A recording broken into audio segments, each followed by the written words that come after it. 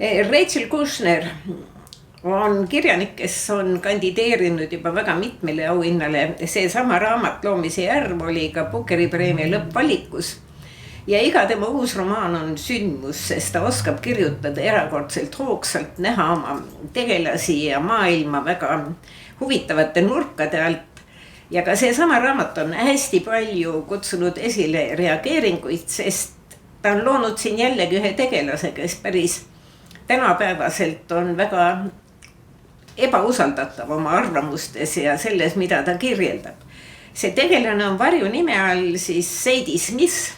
Ta on vabakutseline salaagent ja ta saadetakse Prantsusmaale ühe ökokogukonna asju uurima ja nende pealtnäha nagu kriminaalset tegevust isegi paljastama.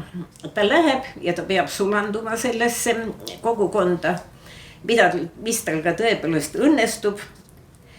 Tal tekib armusuhe selle kogukonna eestvedajaga, aga palju huvitavamaid asju hakkab toimuma siis, kui ta tegelikult saab hoopiski kokku selle kogukonna niisuguse mentoriga, kes väga esile ei tikugi. Aga see mentor uurib siis inimkonna algust, inimkonna päritolu ja inimkonna varaseid eluvorme, kuidas nad elasid ja kuidas nad toime tulid.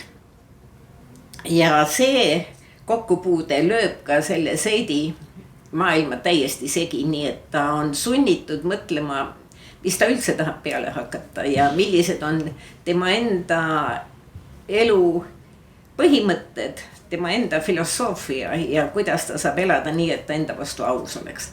Aga see on kirjutatud niimoodi, et tegelikult põneviku vormis, sest Rachel Kushner on isegi öelnud, et tema üheks eeskujuks on olnud Le Carré. Ja seda põnevust tal õnnestub igas mõttes ülal hoida. Just nimelt psühholoogilist põnevust. Sündmustik võib-olla päris spiooniromaani moodi ei olegi nii palju, aga psühholoogilist põnevust ja isegi väga huvitavat ajalookäsitlust jätkub siin raamatus küllalt.